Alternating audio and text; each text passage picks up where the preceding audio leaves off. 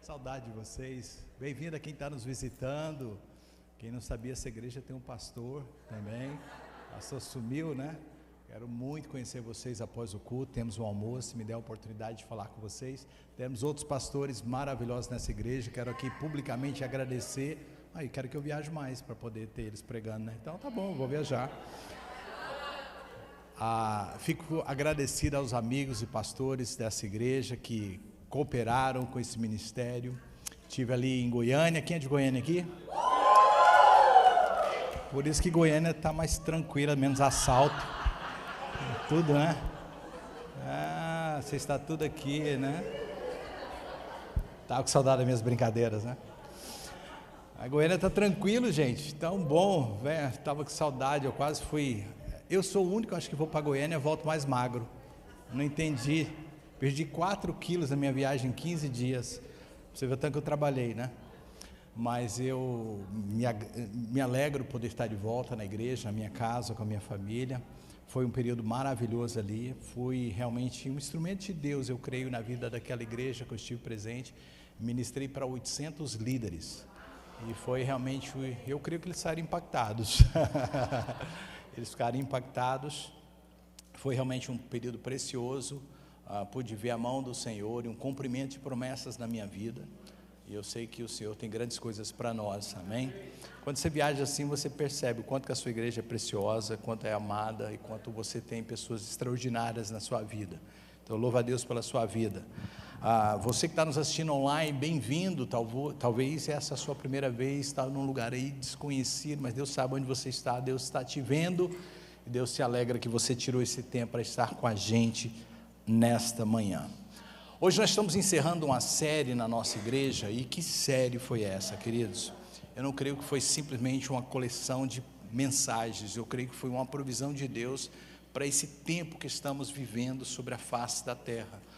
De você olhar para o que está acontecendo ao redor do mundo e pensar, será que podemos ter esperança no meio a tanto caos, né? Hoje eu recebi um vídeo de um míssil que atingiu a cidade velha de Jerusalém, lugar onde muitos de nós visitamos. Então eu falei assim, uau, as coisas estão realmente acontecendo, e o míssil caiu próximo ao Muro das Lamentações. Então bem profético isso, né? Digamos assim, de passagem. Então, nós estamos aí vendo dias complicados sobre a face da terra. E dentro desse contexto, Deus nos traz uma série como essa. Será que podemos crer que ainda haverá um avivamento, um mover de Deus nesse momento tão difícil, né? E hoje eu quero começar falando justamente sobre esse contexto, né? A pergunta que eu tenho é, será que algo completamente destruído pode voltar a viver? Algo totalmente destruído pode voltar a ter algum significado? Será que algo que foi quebrado, enterrado, esquecido, pode ser restaurado e se tornar forte novamente? Porque quando nós olhamos para a história, e principalmente para a história de Israel, é exatamente isso que aconteceu. Uma nação que foi totalmente destruída. Jerusalém caiu, literalmente, foi destruída, o templo foi queimado, as pessoas foram dispersas pelo mundo, não tinha mais esperança nenhuma, eles foram realmente aniquilados da face da terra. E se não fosse a mão do Senhor, hoje não teríamos uma nação como Israel é hoje. Ao olhar para Israel, nós temos a prova viva do poder da palavra de Deus, queridos. Quando você olha para essa nação, a gente assiste os noticiários, você vê o que está acontecendo, e você fala assim, Israel é um milagre de Deus, é verdadeiramente a promessa de Deus se cumprindo. E eu acho que isso é importante para nós, porque se Deus te deu uma promessa, você tem promessas na sua vida, você precisa de olhar para isso e pensar, peraí, o mesmo Deus que falou sobre a nação de Israel, falou sobre a minha vida, e isso deve gerar em você fé. Porque quando Israel volta, quando Israel é restaurada, a gente percebe que não foi nos melhores dos contextos. Quem conhece um pouco de história, em 1948, quando Israel finalmente tem a permissão de voltar à sua terra, ela volta, mas volta em circunstâncias não tão boas, porque com um território muito pequeno, cercada de inimigos que queriam mais uma vez destruí-la, e mesmo nesse cenário, Deus faz com que Israel prospere. Acontece uma guerra, e essa guerra sangrenta, a guerra dos 6 dias, e o que era para ser o fim de Israel se tornou uma bênção, porque naquele momento Israel expandiu ainda mais o seu território, e conquistou ainda partes importantes daquilo que outrora fora a sua terra. Então, o que me mostra que quando Deus decide restaurar, Ele não depende das circunstâncias ao redor. Eu quero que você saiba que, independente do que você está vivendo, as circunstâncias não determinam o que Deus está para fazer na sua vida. O que vai determinar o que Deus vai fazer é a sua palavra, é o que Deus diz a seu respeito. E Israel está aí para nos mostrar, quando Deus sopra a vida, é impossível os ossos permanecerem secos. Eu quero profetizar isso sobre a sua vida. Quando Deus liberar uma palavra, é impossível os ossos permanecerem secos, não tem como. Se diz o Senhor, assim acontecerá. Talvez você está ouvindo isso falando assim: pastor, isso é sobre Israel, é sobre a nação, é sobre a promessa de Deus ao seu povo. Mas vire para alguém e lembre essa pessoa: você também é povo de Deus. Você também é povo de Deus. Isso não é simplesmente sobre Israel, é sobre a sua vida também. Há promessas na palavra sobre a sua vida, e a gente precisa ser lembrado disso. A igreja passará por dias difíceis, mas o Senhor nos disse: eis que estarei convosco todos os dias, até a consumação dos séculos. Sim, queridos, nós iremos passar por dias difíceis, mas Deus tem promessa para as nossas vidas, e não só de forma coletiva como igreja, há promessas de Deus para a sua vida em específica. Eu citei sobre o que está acontecendo nesse momento no meu ministério. Eu me lembro quando Deus entregou essa palavra para mim lá atrás, e eu pensava assim: será que isso um dia vai se cumprir? E quando eu vi se cumprindo, quando eu estava ministrando para mais ou menos 800 líderes, eu falei: meu Deus, o Senhor me lembrou do que Ele disse a meu respeito. E eu falei: o Senhor cumpre a sua palavra. Talvez você está pensando em alguma palavra, alguma profecia que você recebeu e que não se cumpriu ainda. Deus não terminou de escrever. Não põe um ponto final onde Deus não terminou de escrever. Há uma vírgula talvez, mas Deus continua ainda a ministrar. Quantos recebem essa palavra em nome de Jesus? Talvez você está me ouvindo hoje, talvez online, talvez aqui presente, e pensando: será que Deus pode restaurar a minha vida? Talvez o que foi destruído não foi uma cidade, uma nação, um templo, mas foi a sua fé, foi o seu casamento, foi a sua esperança, foi a sua saúde. E eu creio que Deus pode restaurar mesmo aquilo que parece nunca mais poder voltar. Eu estive no Brasil com algumas pessoas muito queridas que foram parte dessa igreja, e Deus me tirou assim um tempo que alguns planos que a gente faz não dá certo e outros acabam acontecendo. Eu me lembro que nos últimos dias eu falei assim: já que não deu certo algumas coisas que eu ia fazer, eu vou visitar pessoas que o Senhor colocar no meu coração. E eu comecei a ligar para algumas pessoas, e deu certo alguns encontros. Eu estive com algumas pessoas, e meu coração ardia essa palavra de restauração. E eu estive com algumas pessoas que eu sei que estão passando por vales. Deus me mostrou. E quando eu estive com elas, essa palavra ardia no meu coração. Eu orei, eu intercedi, eu pedi a Deus que me desse uma palavra ao encontrar essas pessoas. Queridos, eu sei que eu saí de lá deixando marcas no coração de muita gente. E vidas foram restauradas, vidas foram trazidas de volta ao propósito pelo qual elas foram criadas. Eu fico tão feliz com isso. Eu visitei um casal muito querido por essa igreja, irmão Hamilton e irmã Doralice. Quanto se lembra deles? Eu tenho vídeos para mostrar para vocês como eles choraram quando eu cheguei ali. Eles mandaram um abraço para vocês. Eu falei para eles que o cantinho do café e da oração nunca mais foi o mesmo sem eles. Entrar na sala de oração e não ver a irmã Doralice gemendo, né? Na presença do Senhor não é a mesma coisa. Chegar naquele cantinho do café e não ver lá, né, o irmão Hamilton. Imagina, eu tinha tomado 3 cafés no dia. Cheguei na casa dele, ele faz um café para mim. Eu falei: como não tomar um café para o ministério do café? Falei, me dá esse café aí, que é o meu coração que aguente. Eu vou tomar mais um café hoje. E todo lugar que você visita lá, quer um cafezinho? E você vai entrando no café, né? E foi tão bom estar com eles, tão bom. Só que eu levei uma surpresa para eles. Quando se lembra do Lander? Gente, eu achei o Lander no Brasil. Falei, Lander, vem cá que você está comigo hoje. Vou te levar para algumas missões pastorais. E a gente passou um dia inteiro. E que tempo precioso que estivemos ali. Que tempo precioso. Meu irmão, você está me assistindo, você sabe o tanto que esse pastor te ama, tanto que você é querido, meu coração, meu amigo. E eu fico feliz que você vale a pena. Amém? Você vale a pena. E eu me lembro, queridos, desses contextos de vidas que são importantes para Deus e pode estar no vale do esquecimento da humanidade, mas não aos olhos de Deus. Deus está te vendo onde você está hoje, no que você está vivendo, o que você está enfrentando. E bem próximo, Deus está enviando alguém para te dar uma palavra de conforto, para dizer para você, olha, não é o fim não. Eu estou te vendo e eu posso te restaurar. Eu conversava com alguns amigos no Brasil a respeito de um homem que eu conheci, que alguns anos atrás entrou numa igreja, e ele perdeu tudo, ele perdeu a dignidade, ele perdeu família, ele perdeu tudo por causa das drogas. E esse homem foi viver literalmente nas ruas. E um dia ele viu uma igreja aberta como essa, por isso que eu dou tanta importância ao café, ao almoço, aos momentos de comunhão dessa igreja. Dou muita importância. E faço questão disso ser uma marca da nossa igreja. Quando você chega nessa igreja, antes de você ver um santuário, você vê um lugar da comunhão. O primeiro lugar que você encontra nessa igreja é um lugar da comunhão. Comunhança mesmo, é isso mesmo. É uma igreja que dá valor a isso, porque às vezes é neste local que Deus vai ter um encontro com as pessoas. Esse homem chegou na igreja e falou assim, eu quero café e pão. E ele entrou. Ele falou, se tiver café e pão eu fico.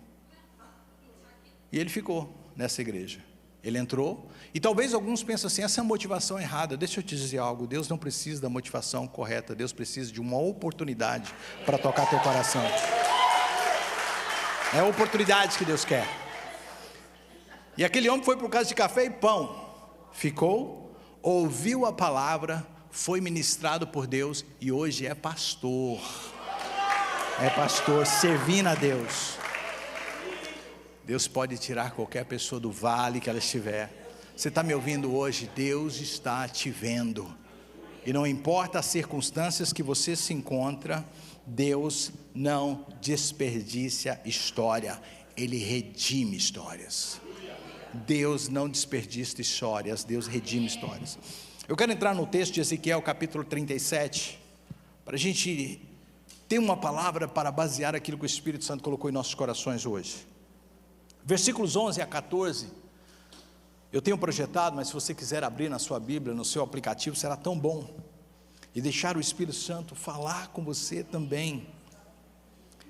E diz o texto, então me disse, filho do homem, esses ossos são toda a casa de Israel. Eis que me dizem, os nossos ossos secaram e pereceu a nossa esperança. Estamos de todos exterminados. Portanto, profetiza e dize-lhes, assim diz o Senhor Deus, eis que abrirei as vossas sepulturas e eu vos farei sair delas, ó meu povo, e vos trarei a terra de Israel. Verso 13, e sabereis que eu sou o Senhor, quando eu abrir as vossas sepulturas e vos fizer sair delas, ó meu povo, e porei em vós o meu espírito, e vivereis, e vos porei na vossa terra, e sabereis que eu, o Senhor, disse isso, e o fiz, diz o Senhor. Feche os seus olhos, curva a sua cabeça, deixa o Espírito Santo falar contigo através dessa palavra. A todos que me ouvem através desse canal, Pai, toca-lhes agora, que essa palavra flua com um poder extraordinário para gerar vida onde há morte. Senhor, eu te agradeço pela tua palavra, eu sei que o Senhor tem algo para nós esse dia, e todos que me ouvem nesse dia, Senhor, serão impactados não pela minha pessoa, mas pelo poder contido na tua palavra. Oramos isso em nome de Jesus. Você crê nisso? Diz amém. Antes de nós mergulharmos no texto de hoje, naquilo que o Senhor falou conosco, eu quero só recapitular, como hoje é o último dia dessa série, o que Deus falou conosco até aqui. Nós aprendemos na primeira semana que vales são coisas locais, reais. Vales são reais. Ninguém que está vivendo um vale vai dizer, isso não é nada. Sim, é algo sério, é algo doloroso, é algo difícil. Vale de Ossos Secos é um lugar difícil. Mas nós aprendemos na primeira semana, e foi eu que trouxe essa mensagem, que é Deus que nos conduz ao vale. Quantos podem dizer amém? Quem tem o Senhor sabe que mesmo nos vales da sombra e da morte, o Senhor está contigo. Você não está sozinho, o Senhor está ali do seu lado. Então nós aprendemos que mesmo no vale é Deus que nos conduz ali, e que significa que nunca é abandono, é propósito de Deus. Passar por vales de ossos secos não é abandono, é Deus preparando milagres. Segunda semana nós aprendemos, eu já estava no Brasil, o pastor Enoch trouxe essa mensagem, que quando Deus fala, as coisas começam a se alinhar, que há poder na palavra de Deus, que Deus, quando entrega uma palavra, as coisas têm que se alinhar, as coisas têm que tomar um eixo. Ou seja, o avivamento não começa na emoção, mas começa na obediência à palavra de Deus. Deus fala e os ossos respondem, e esse vale vai responder à palavra de Deus que está sendo liberada sobre a sua vida. Terceira semana nós ouvimos o pastor Enoch no inglês, e o pastor Pedro semana passada também trouxe uma palavra falando sobre algo muito importante. Quase vivo é morto. Ou seja, não é a aparência que manda, é o conteúdo, é a essência do que está dentro. Ou seja, tem muita gente funcionando por fora, mas vazio por dentro. E ali nós entendemos que é o Espírito Santo que traz vida verdadeira. É o Espírito Santo que faz com que a vida de Deus flua em nós. E nós aprendemos naquele dia, só podemos ter essa vida através de Jesus Cristo. Quando já tem essa vida e pode dar glória a Deus? Você é meio maluco assim, grita, deita no chão, abraça o irmão, grita louvores ao Senhor, porque a vida de Deus flui em você. Muitas vezes as pessoas nos julgam, né? Esse povo da igreja é maluco, dá uns glória a Deus, aleluia, é um povo barulhento, né? Meio talitinha da vida. Mas é assim mesmo, querida, ninguém sabe o que você viveu antes, né? Maluquice, você está no mundo gritando para um show, né? Sei lá de quem lá, né, um jogo de futebol, um monte de macho correndo para lá, para os caras, eu falei, cara, que babaquice.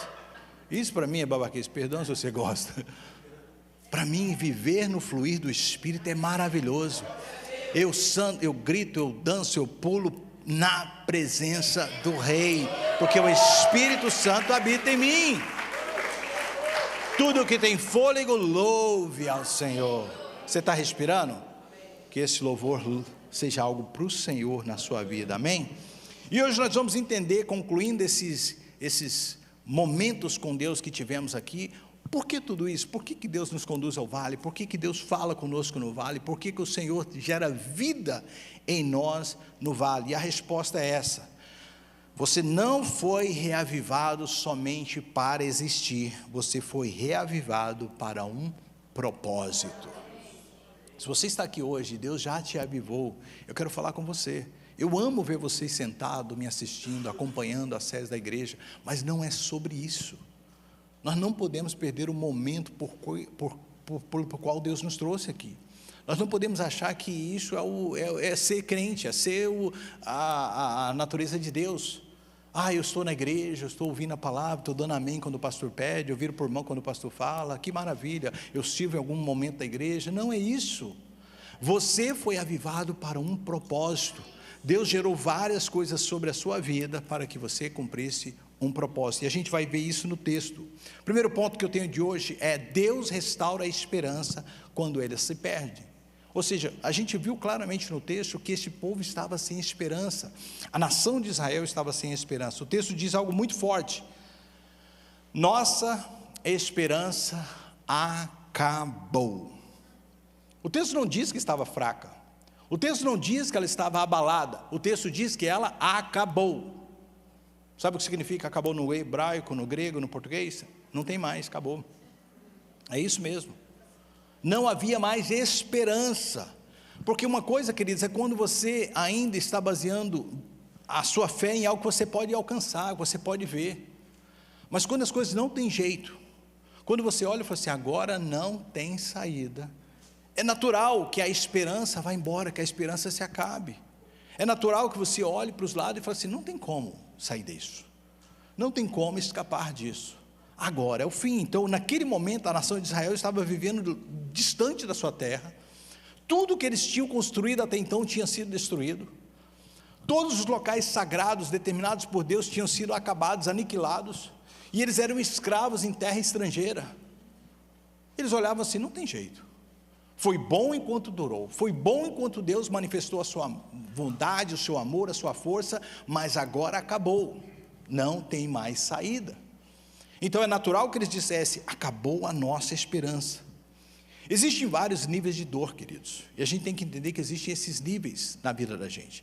Existe aquela dor que você está ainda lutando por algo que você vê que há uma saída, há uma esperança, e você ainda está lutando, essa dor está ali, você sabe, não, mas tem jeito, ainda eu consigo fazer algo. Existe aquela dor de pessoas que já estão cansadas, mas continuam a lutar. Mas existe aquela dor que simplesmente ela é grande demais, porque já não há mais esperança. Eu estive acompanhando um caso no Brasil, de pessoas próximas a mim, que estava perdendo alguém querido, né? Estava no hospital já há dias, uma pessoa de idade, sofrendo, e eu fui vendo que aos poucos a esperança foi se perdendo. Eu fui vendo que chegou um momento que eles olhavam assim: não tem mais jeito. Então a dor do lutar, a dor de estar cansado, mas lutando, mas a dor que chega momentos que você olha para o lado e fala: não tem mais o que fazer, acabou-se a esperança. E talvez tem pessoas me ouvindo aqui hoje que estão assim. Você está em pé por fora, mas por dentro já se entregou. Você ora, mas as expectativas já são mínimas.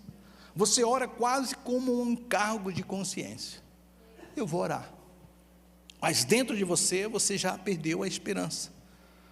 Você até aparece na igreja, mas a sua fé já se esfindou, já se acabou. É como aqueles momentos, queridos, que a gente manda uma mensagem e você vê até as 3 pontinhos surgindo, parecendo que vem uma resposta, mas depois ele desaparece. Quantos sabem o que eu estou falando? Eu detesto isso, queridos. Sabe aquela coisa assim que você parece que vai receber uma mensagem e não vem? É aquele dia que você está na igreja e Deus está movendo, o louvor está fluindo, e você vê que Deus vai falar comigo hoje, e você está aqui, tem pessoas orando, e Deus vai falar, e não fala, é os 3 pontinhos que parece que vai vir, e não vem. É nessa hora que eu estou falando com você, é nesse momento que o Espírito Santo está te falando: Deus está te vendo ali, e neste local Deus quer restaurar a sua esperança. Não há esperança que ainda existe um pouquinho, mas uma esperança que acabou, a esperança que você já desistiu. E sabe o que mais me impressiona nesse texto? É que Deus, Ele não repreende o povo que pensava assim. Eu fico pensando, se nós fôssemos Deus por um dia, Deus por um dia, já pensou? Um povo que você carrega, leva a eles, demonstra o seu poder, o seu amor, e no momento que eles estão passando por um vale, eles falam assim: a nossa esperança acabou. Aí você olharia como Deus e fala: acabou? Então dane-se, vai morrer. Porque a gente é assim. Quando alguém deixa de acreditar na gente, a gente desiste dela, mas Deus não é assim. Ao invés de repreender, Deus responde com uma esperança e uma promessa. Deus é maravilhoso. Eu olho para esse texto, ao invés de Deus repreendê-los, Deus traz uma promessa de restauração. Deus permite você vazar as suas emoções, as suas frustrações, isso é legal. É por isso que os salmos estão aí. O livro de Salmos é a resposta humana para a dor. O livro de Salmos é o homem respondendo na aflição o que fazer. O que fazer é chorar, é clamar, é abrir, é rasgar o seu coração. É como eu disse na primeira semana: Deus não quer fingimento, Deus quer realidade. Deus não quer que você chame um vale secos. Ah não, ainda está bom, não está bom, está ruim. Essa saúde já se foi, esse casamento já se foi, essa esperança já se foi. Dê nome àquilo que realmente precisa, e neste local Deus vai te encontrar, Deus vai te ver.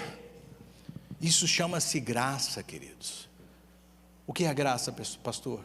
É você dizer o que você está sentindo e Deus não te abandonar, Deus não desistir de você, Deus está ali do teu lado, acompanhando a sua dor.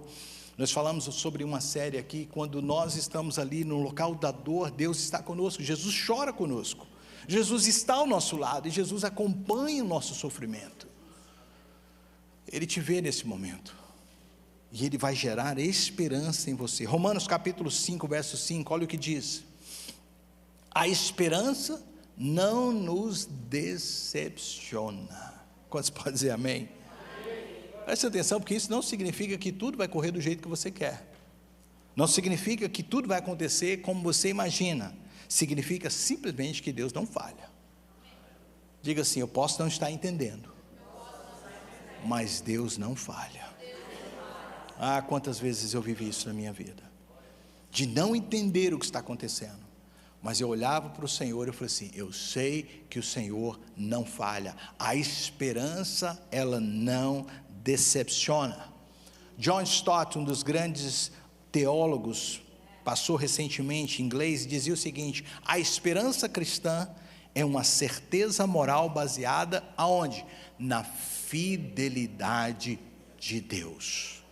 Ou seja, a esperança cristã ela não é aleatória, ela não é simplesmente um clichê que nós dizemos, ela é algo baseado na fidelidade de Deus. Queridos, eu amo a palavra de Deus, eu amo as histórias que estão aqui, porque elas servem como uma bússola para a sua vida, para a minha vida.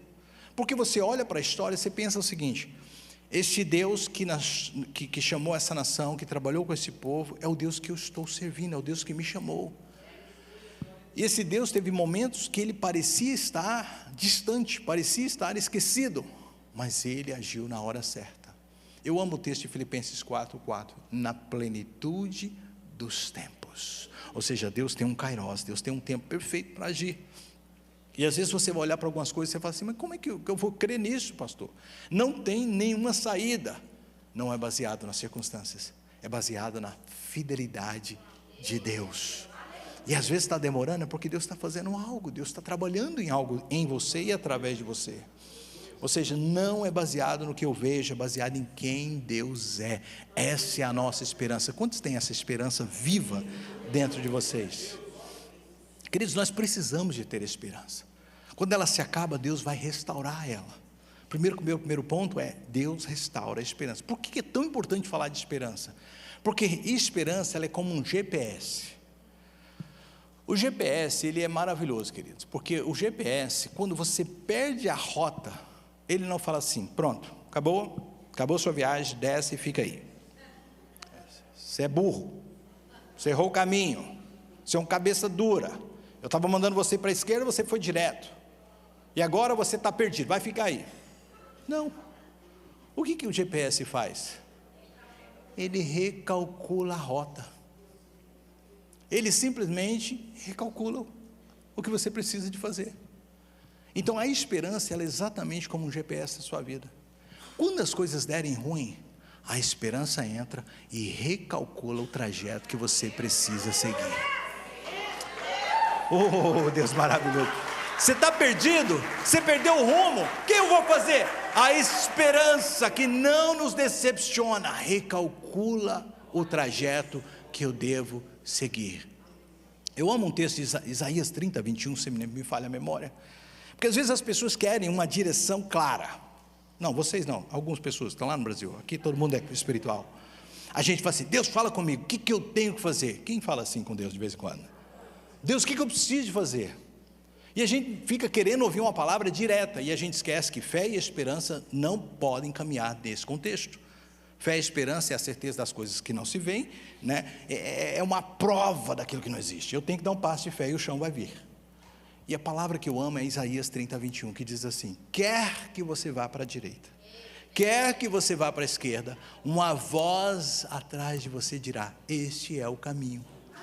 Ou seja, Deus não vai dizer: meu filho, é para a direita ou para a esquerda. Deus fala assim: eis que estou contigo, eis que estou do seu lado, eis que se você errar, eu vou recalcular a sua rota, eis que você se perder, eu vou redirecionar você, porque tu és meu. Quantos podem dizer amém? Aleluia. Deus não desiste de nós porque a gente perde o caminho, querido, porque a gente perde a esperança. Ele simplesmente recalcula. Você pode ter errado, você pode ter se perdido, você pode ter tomado decisões ruins, mas Deus ainda está recalculando a rota da sua vida, e eu tenho certeza, você vai chegar lá no final. As pessoas que eu me encontrei no Brasil, eu disse isso para elas, eu estava escrevendo esse texto, eu falei assim, isso aí só foi um erro de percurso, você vai chegar lá, porque aquela cruz, o sangue de Jesus derramado naquela cruz, não foi em vão. Deus sabia o que estava fazendo, Deus não errou quando te chamou, Deus não errou quando te escolheu, Deus não errou quando te colocou ali no lugar próprio da sua presença. O seu nome está escrito no livro da vida, amém, você estará lá. Eu estava lendo algo muito interessante sobre esse filme que a gente vai, sempre que a gente tem a oportunidade, a gente passa o filme A Paixão de Cristo, um filme de 30 milhões de dólares, que adquiriu uma das maiores bilheterias até hoje, de pessoas acima de 18 anos. O filme tem imagens tão fortes, que ele foi colocado imediatamente, recomendado para pessoas de mais de 18 anos, e até hoje ele está entre as 10 maiores bilheterias, de pessoas de mais de 18 anos. Um filme sem grandes recursos, um filme sem grandes expectativas, mas que gerou o impacto que gera até hoje esse filme de Mel Gibson. E esse ano vai sair o filme Ressurreição, que é a continuação desse filme.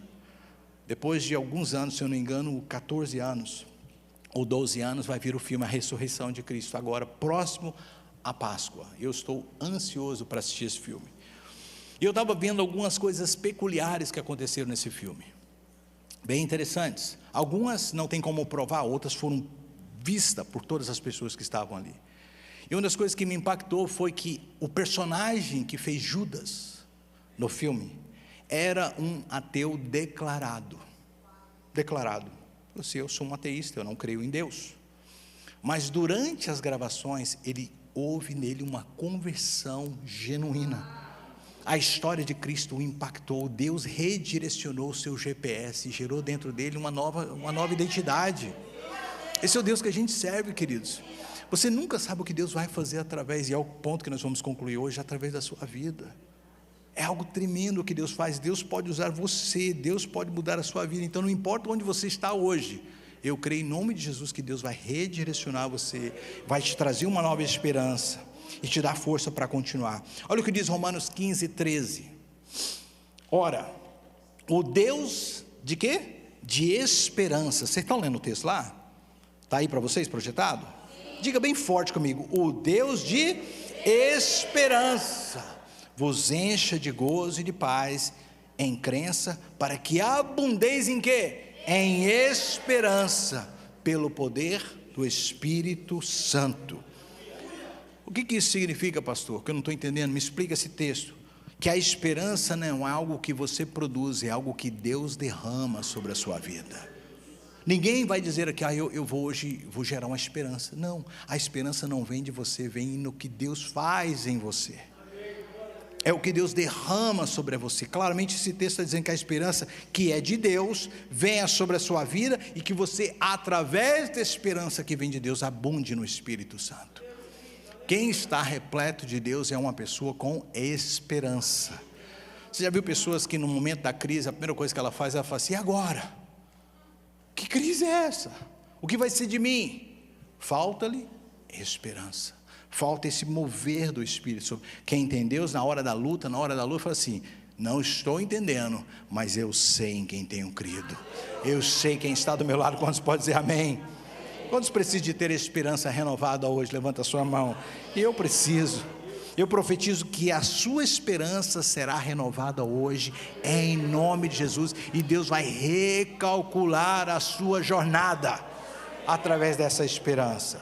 Segundo ponto, Deus não só restaura a esperança, Deus restaura, nesse texto a gente vê a identidade.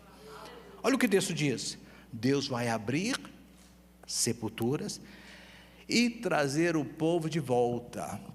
O texto estava falando de algo, claro, não literal, havia um povo vivo ainda, não é? Todos estavam mortos, o povo estava numa situação que aparentemente estava morta, porque sem nação, sem identidade, sem nenhum contexto, mas Deus falou assim, mesmo nessa situação, eu, o Senhor, vou trazer de vocês de volta. Isso me fala algo muito poderoso, queridos, porque isso não é só restauração, isso é pertencimento. O projeto de Deus para a sua vida não é simplesmente você pertencer, ou você simplesmente ser restaurado, mas você pertencer ao que Ele é. É Deus te trazer de volta para a essência do que Ele é. Há uma mensagem na Bíblia que a gente precisa ser lembrado constantemente. Deus nos criou para ter comunhão com Ele. Diga comigo, comunhão.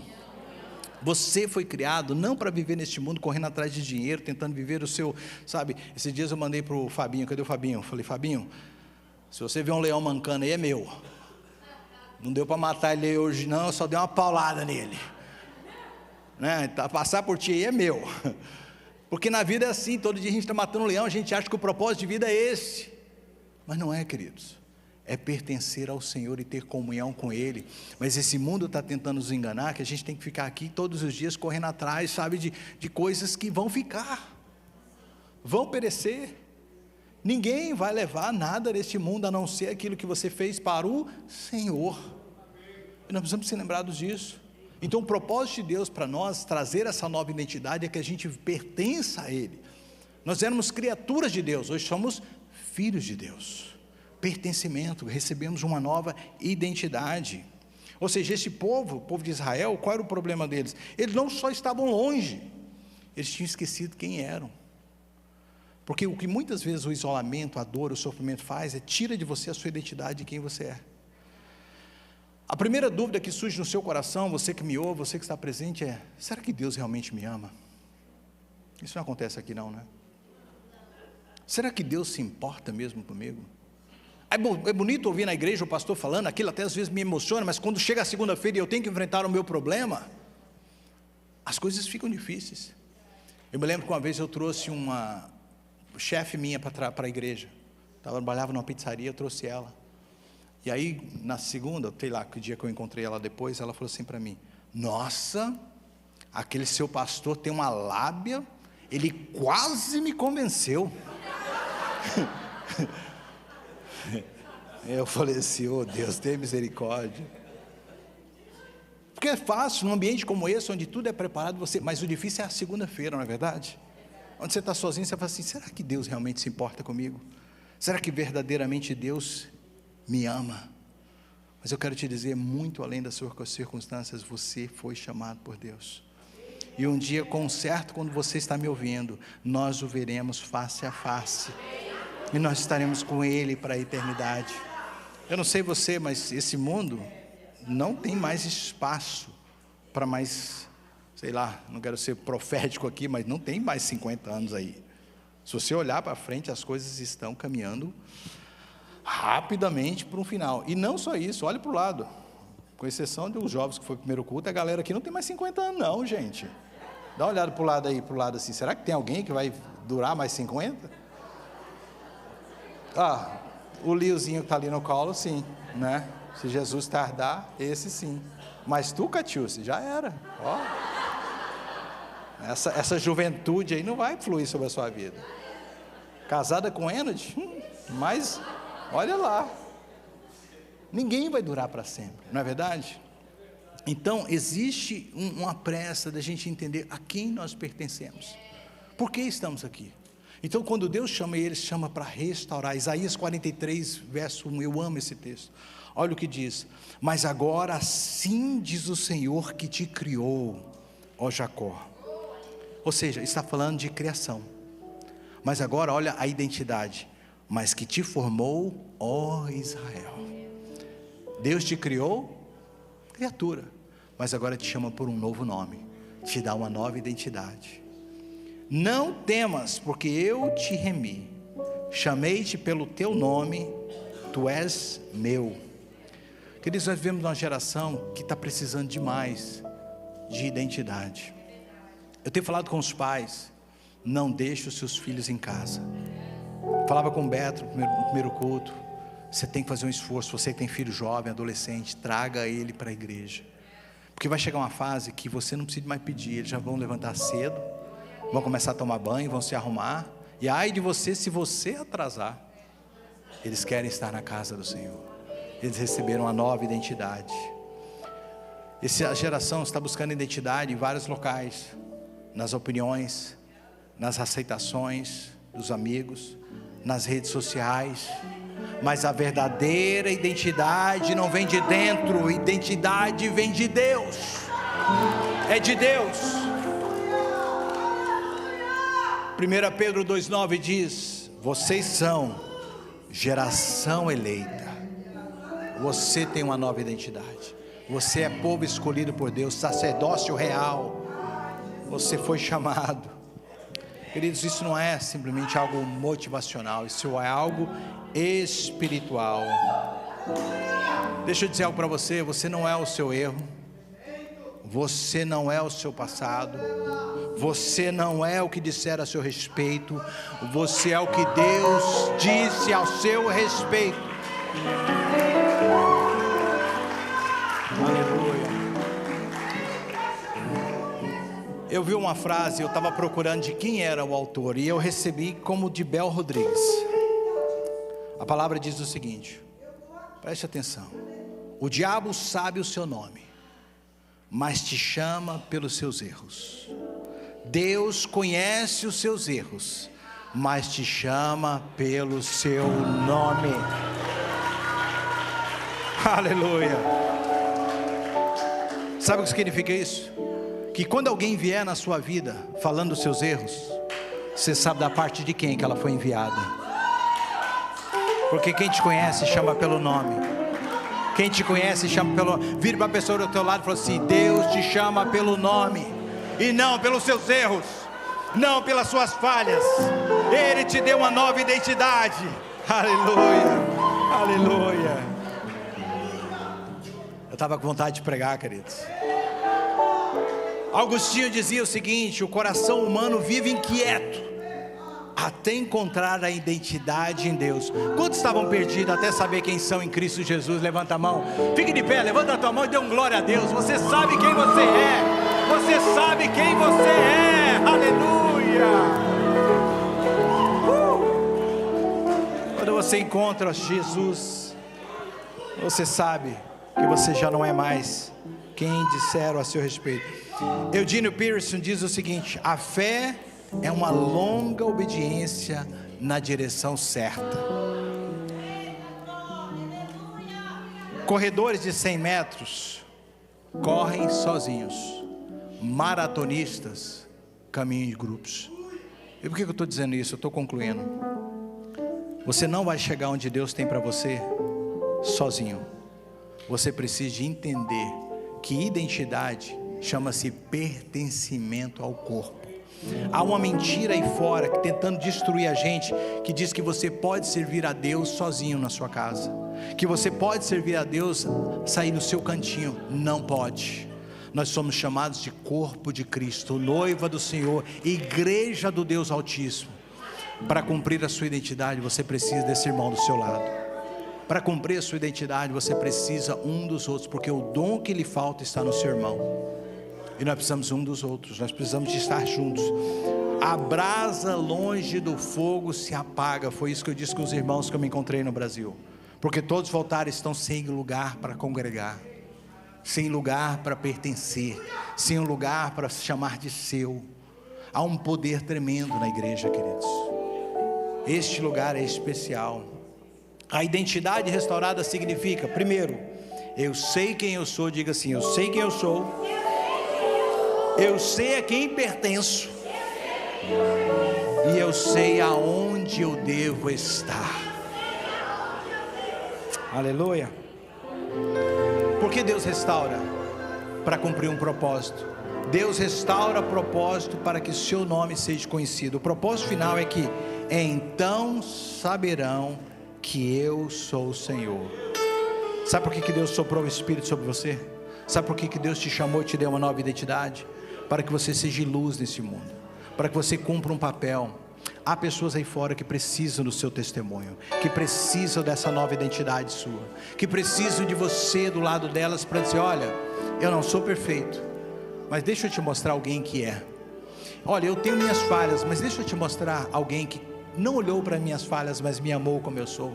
Há pessoas aí fora precisando do seu testemunho. Qual é o final dessa série? O que nós podemos fazer no final de tudo isso? Passamos pelo vale, passamos pela luta. Pode subir vocês, irmão, pode subir aqui os irmãos que vão cantar. passamos por tantas coisas. Por que Deus te chamou? Por que Deus te encontrou atrás das malhadas? Por que Deus te achou no vale da dor? Por que Deus te restaurou? Por que Deus te trouxe de volta à vida? Para você estar na igreja? Deus restaurou a sua esperança, restaurou a sua identidade, para você simplesmente estar aqui? Não, para você cumprir um propósito. E o propósito, para que todos saibam que eu sou o Senhor. A sua história é uma mensagem para esse mundo, que existe um Deus que ama, que existe um Deus que restaura. Queridos, eu olho para a minha vida e falo assim: meu Deus, como o Senhor me escolheu? Nem eu me escolheria, o Senhor me escolheu. Por quê? Porque Deus quer mandar uma mensagem. Vire para alguém que está do teu lado e fale assim: Deus te escolheu para você cumprir um propósito. Então brilhe a vossa luz, que essa luz brilhe, que essa luz flua. Deus te reviveu para um propósito. Aleluia. Eu vou abrir esse altar, eu vou pulando várias coisas. O que você vai fazer com tudo isso que Deus está fazendo? Eu quero falar com vários tipos de pessoas hoje. Alguns estão secos hoje, precisando ser renovadas. A sua esperança acabou. Eu quero te chamar para vir para esse altar.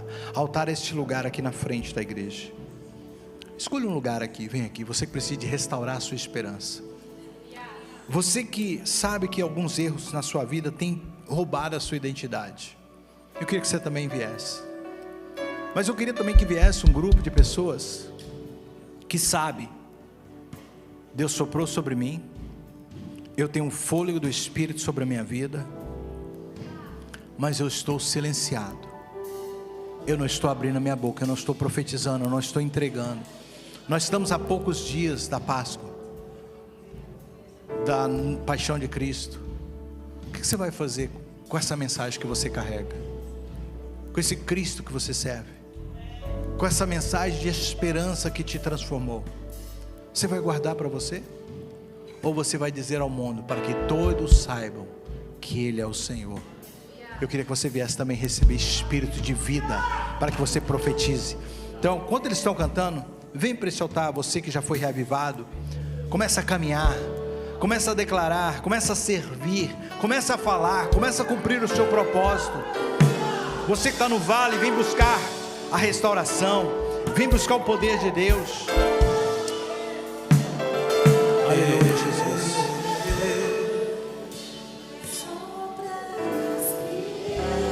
Deixa o Espírito soprar, queridos.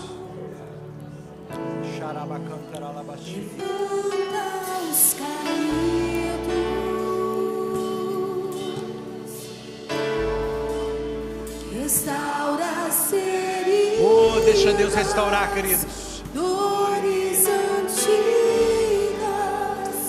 vem pra curar. Oh, Espírito Santo. O Espírito vai soprar neste lugar, Pai. Sopra a vida, Senhor. Sopra poder, Senhor. Restaura, Espírito Santo. Oh, Espírito Santo. Queria chamar os pastores para me ajudar a orar. Os pastores presentes. Chora, cantará, lavaxere, cantará, lavaxere.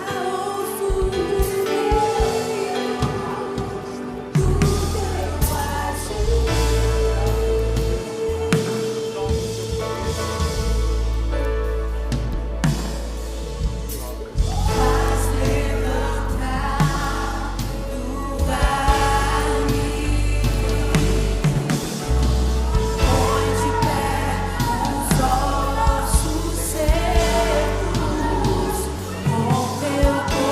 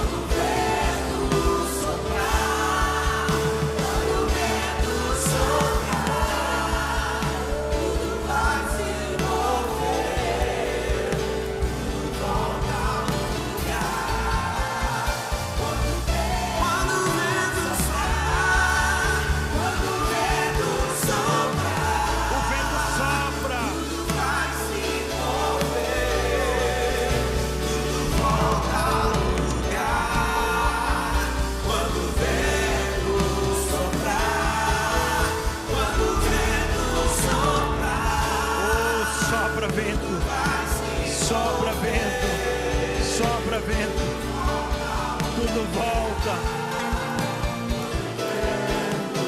Sopra.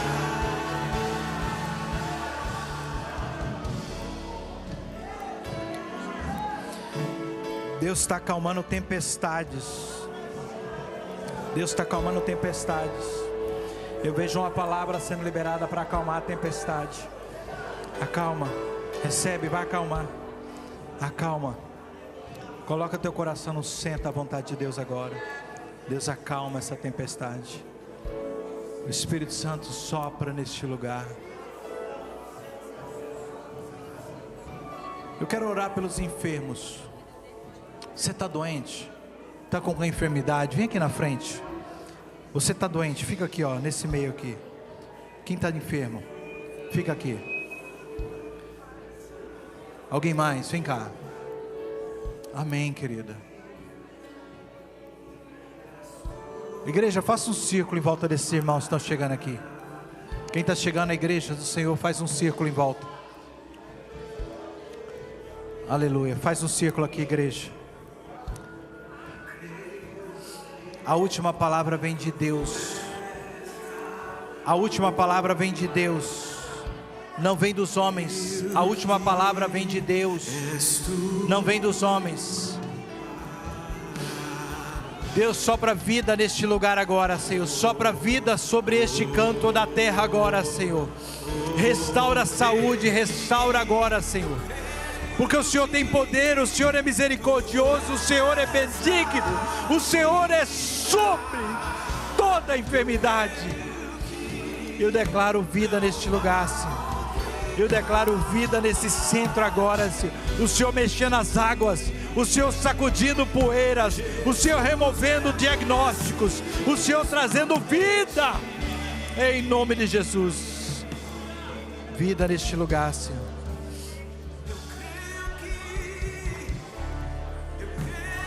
Deus traz vida sobre este lugar.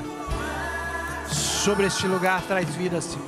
Sobre essas vidas, templos do teu Espírito, carregando a tua essência, Senhor.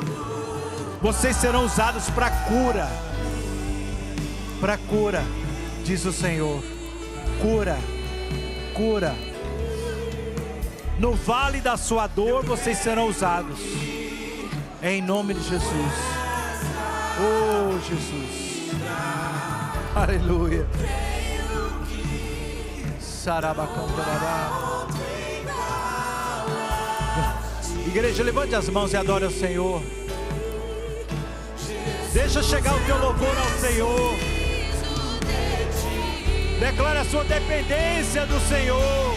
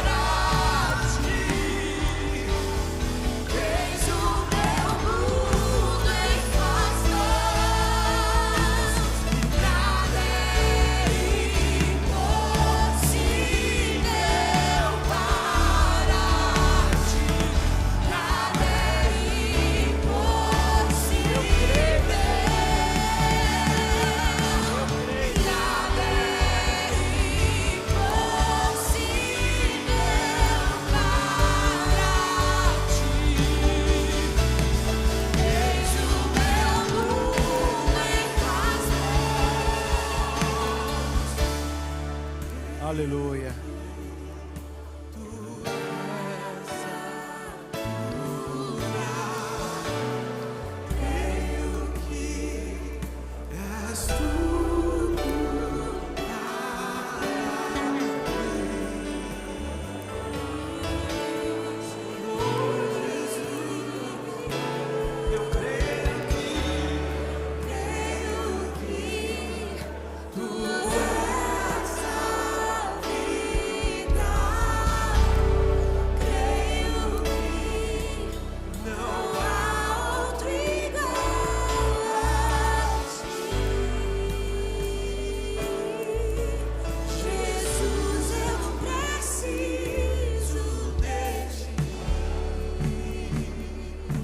Levanta as tuas mãos comigo assim, toda a igreja.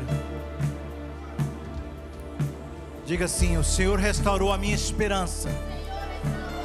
Diga mais forte: o Senhor restaurou a minha esperança. O Senhor restaurou a minha identidade. E o Senhor restaurou o meu propósito de vida. Aleluia. Dê uma salva de palmas ao Senhor. Aleluia. Glória a Deus. Amém. Aleluia. Queridos, domingo que vem é domingo de Ramos. Nós vamos preparar esse ambiente para impactar essa cidade com a mensagem da ressurreição. O nosso tema esse ano é: você crê? Do you believe? Você crê? Você crê? Esse é o nosso tema esse ano. Não fique em casa domingo que vem. Traga alguém. Nós vamos falar sobre a entrada triunfal. Nesse contexto que a gente está vivendo, como isso é poderoso. A entrada triunfal de Jesus. Isso é profético. Domingo que vem a gente vai falar sobre Domingo de Ramos, em preparação à Semana Santa. Aí vamos ter sexta-feira seguinte. Essa sexta agora é oração, mas na outra será o nosso culto de paixão de Cristo. Lindo culto.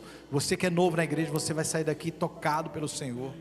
E no domingo nós vamos ter o nosso culto de Páscoa. Amém? Levante suas mãos, deixa eu orar por você. Que culto, que saudade que eu estava dessa igreja. Glória a Deus.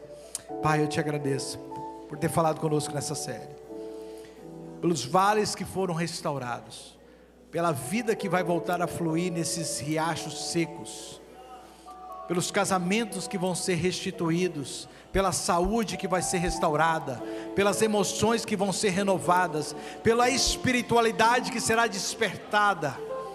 E nós te louvamos, Pai, e que tudo seja para a honra e glória do teu nome. Que a graça do nosso Senhor Jesus Cristo, o amor de Deus e a comunhão do Espírito Santo esteja com todos vocês. Abraça alguém, fique para o almoço. Deus te abençoe em nome de Jesus.